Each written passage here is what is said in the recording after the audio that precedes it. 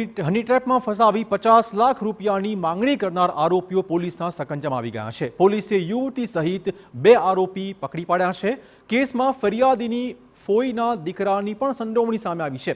આ ઘટનાની વાત કરીએ તો મોરબીના યુવક સોશિયલ મીડિયા પર જાનવી નામની યુવતીના સંપર્કમાં આવ્યો હતો।